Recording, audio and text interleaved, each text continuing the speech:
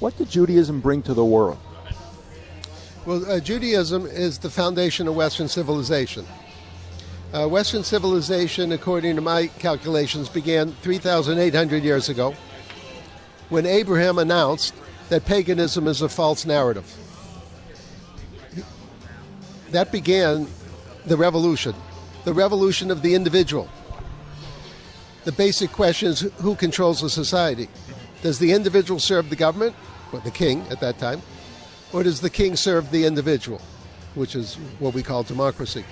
So Judaism was the beginning of Western civilization, the beginning of individual rights, the beginning of freedom of speech, and the beginning of the rise of the individual, aided 1,800 years later by Jesus. And together, Judeo and Christian culture created Western civilization, the most successful civilization in the history of the world.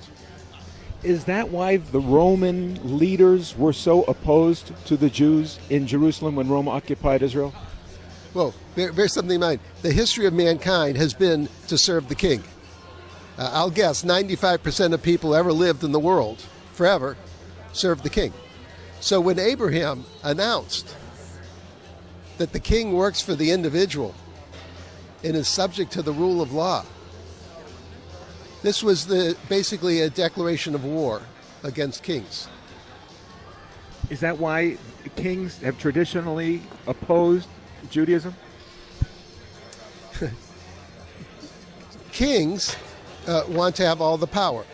The thought of having individuals having all the power and telling the king what to do when the kings were in control is a revolution. It's blasphemy. It's revolution. It's treason. Or as the Queen of Hearts, my favorite in the Alice in Wonderland, would say, off with their head. So Jews started the revolution against the king. Jesus further enabled it. And together, we, the people, challenge kings. So it's not surprising that the kings, or they don't necessarily have to be called the king, they could be called the dictator. The Führer. The Führer, the Tsar. There are many different names, but basically it's the same. We challenge the king and half the world lives under the control of kings. So Don't be surprised if half of the world declares war on Western civilization where the individual is in control. Mm-hmm. When you say we challenge the kings, is it the Jewish people or is it the laws that the Jews introduced to humanity?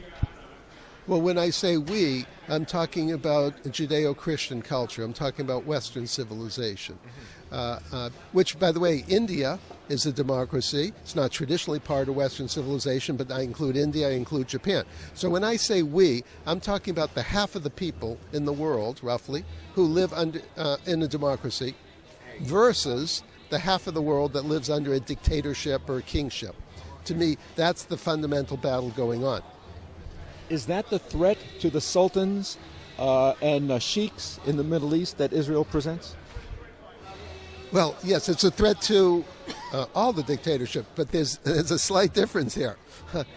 The dictatorships in the Middle East, the Sunni Arabs, which are 85% of the Muslims, are under threat by the 15% of the Muslims who are Iran.